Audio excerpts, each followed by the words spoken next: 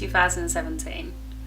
What an interesting year you've been. This has potentially been one of the most productive and funnest years I think I've had so far. I started this year so powered up. I faced so many different physical fears, pushed past so many mental barriers, gone 365 days and counting with being fearless. And I've definitely smiled a lot more this year than I did the last.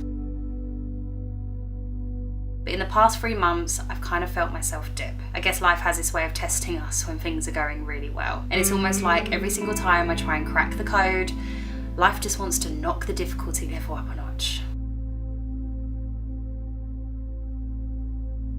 I used to be the type of person that was really uncomfortable in speaking my mind. The woman I am today is very comfortable in doing so. Over the past year, I've been conscious to be very transparent, but with the most loving and kind delivery. I think our delivery and communication is the most important part of our communication, and I think it's often overlooked. Someone can have the best intentions for you, but said in the wrong way, might not go down well. None of us gain from being wrapped up in cotton wool, and if you've been following me since the start of my relaunch, you'll know that I'm all about growth. It's the end of 2017, and although I've been conscious to be transparent this year, it's going to be inevitable that I've missed out a couple of things to say. So there's some unsent letters that I need to send before we enter 2018 properly. I think one of the main things I've learned this year is that attachment is a trait to leave behind in 2017. That's not to get confused with turning off all your emotional buttons and going cold. You can still show love and appreciation for someone without being attached. I value you so much, but the blunt truth is that actions are not showing me it's the same back. You know I'm not a person for words. Someone can say something to me, but until I see it in action, I find it very difficult to believe what's being said. I guess that's something I need to learn to maybe trust in. But when the two are so far apart, it's really difficult.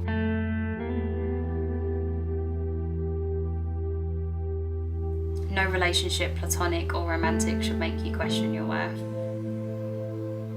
And I can find myself doing that sometimes. I think this year has taught me that I need to enjoy the moment, but just leave the moment where it is. And if more moments come with the same people, then that's great. But if not, that's what life is all about. Moving forward, new experiences, new moments, and sometimes that does mean with new people.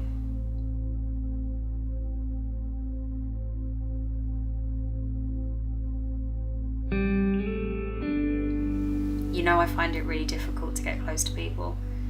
I just have this thing about being very wary of who I bring very close to me.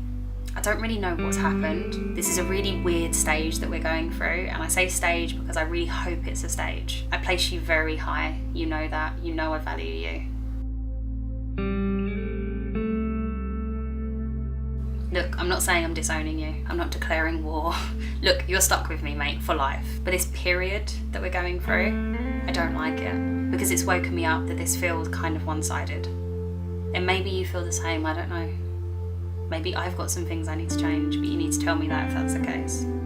All I know is that this is leaving me feeling a little bit unworthy of being around you.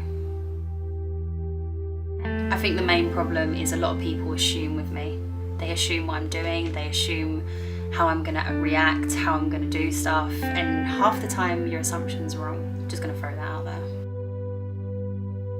Look, I'm always here and that will never change. And I guess I'm just waiting for the seesaw to level equally again. I guess I owe you an apology, because I know you've tried, whether that be once or more times than you can remember. I just need you to know that it's never been rejection. I'm just not used to it. You see, I've been brought up in a really independent lifestyle, and life has placed me in situations where I've had to fight really difficult battles alone. So when support comes around, it's like you're handing me a pair of crutches. I know the support will help me, but the feeling of using them is just uncomfortable.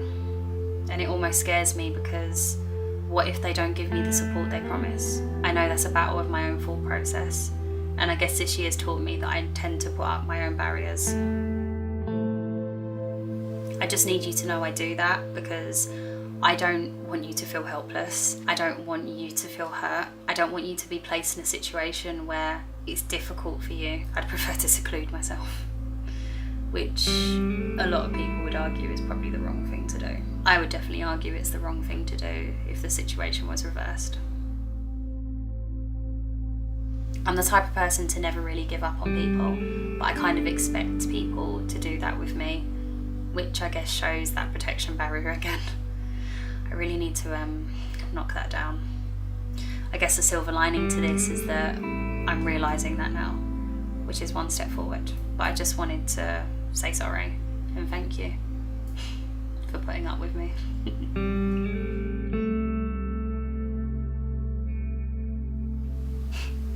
I always used to believe in second chances, but this year you've really taught me that no one should be allowed a second chance. Mainly because if that first chance goes, maybe life is showing us that there's a lesson to be learned here. Look, if you crash your car, you can't uncrash it.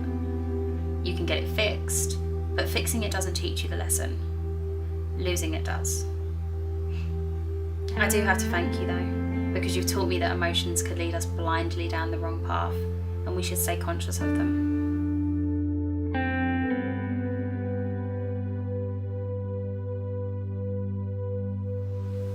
I often make excuses for people I care about, but this has taught me that if ever I start to make excuses for someone, to probably step out of emotion, because 9 times out of 10, emotion's just pulling the wool over our eyes. This process has given me the lesson and knowledge to never settle for mediocre, and definitely to set the bar high for anyone that gets that close to me again. I'm really upset with myself that I didn't wake up sooner, but I feel sorry for you, and I don't mean that in a malicious or patronising way. I feel sorry for you because no one is ever going to love you like I did, and that's your loss, not mine. And I finally see that now. You've progressed so much as a person. You've achieved things that you didn't think that you would. You're really tough on yourself, and you always want to exceed expectation, even though you probably are already. I think you forget there were times where you couldn't leave your house because your anxiety was so bad. There were times where you didn't have a house. Times where you just didn't think anything was worth it in your head anymore. That you felt like you were in a pitch black room with no windows and doors to get out. You just couldn't see any light or hope at all. And it upsets me so much because after everything you've been through, you still don't see how much you've grown. You need to give yourself a break. And I mean a proper break. You just need to find a balance. I think it's hard for you to admit, but you're using a pile of work to avoid deep-rooted emotions.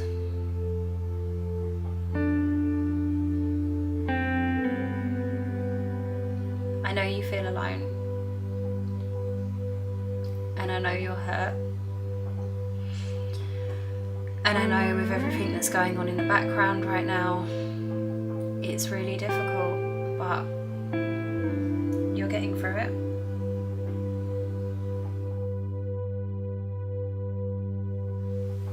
If anyone even knew what you face daily, I don't know if they'd be able to get through your day, especially the way that you do.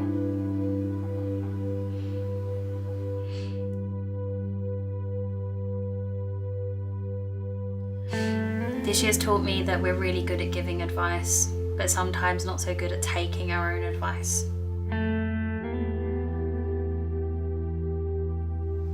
Remember to always cut yourself some slack and understand that this is your life to enjoy, and nothing should be able to steal that shine.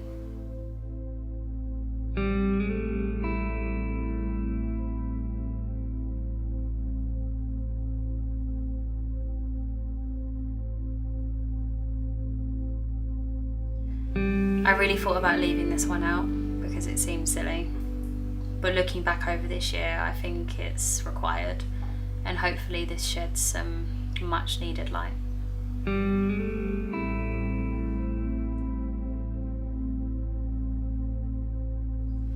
And finally, to you. You've kept me going. I can't explain how grateful I am for the fact that you engage in what I do. Everything I release, I really care about. Half the time, it's really a therapy for me.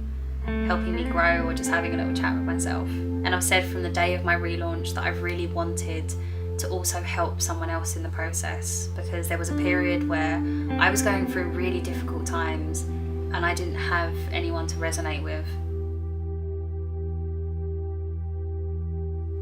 Look, transparency is one of my goals of 2017, which I have achieved, but I haven't been completely transparent with you, mainly because I'm very fearful of sharing sad things.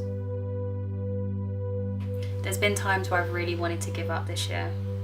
I guess that's with any creative process. But even as close as to last night, I just wanted to delete my channel.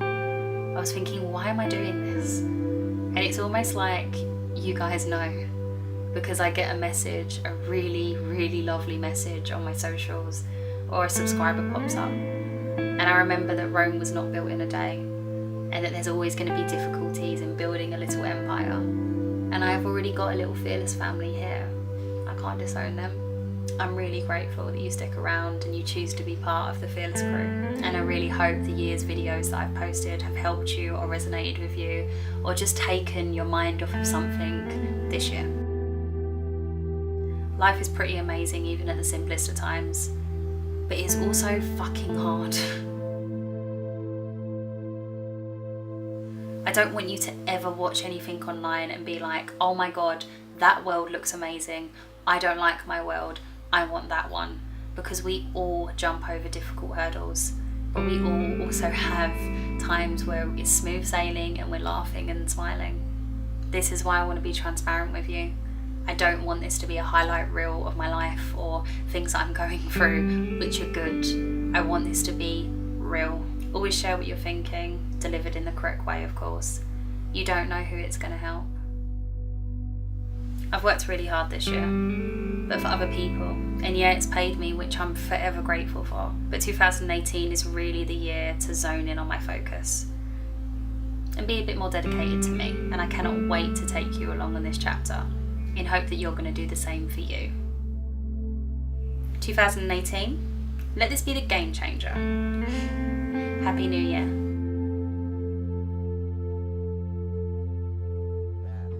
It's the end screen time. What? It's the end screen time. What? 2018, first end screen. What? Sorry, can we just talk about how I've just discovered my hidden talent of being a rapper? How did I just come up with that, like, on the spot like that? I'm so sick. Someone sign me. Someone call me the next Big Shaq. The female Big Shaq. I really hope you've enjoyed this week's video. If you follow me on Instagram, you will know that I've done a poll and asked you guys what I should do for my end of year video. I really enjoyed doing Unsent letters last time, and I've enjoyed it just as much this time round. I'm really glad that you guys like it, because that's what you voted for. So thank you so much for getting involved. If you're not following me on social media by now, I think we need to go and do that. All the details are over there. You can also do me a massive favor and hit like on this video, because that helps the algorithms of YouTube and gets this video moving around and getting it out to people that don't know about my crazy self. So yeah, help it go out. You also know that I really want you to be part of my Fearless family, so please, please, please hit subscribe. The button is there. It's the picture of me. To click it, comes over a box, subscribe, done, sorted. You're the best. I will see you next week for another video. Let's do 2018. Mwah!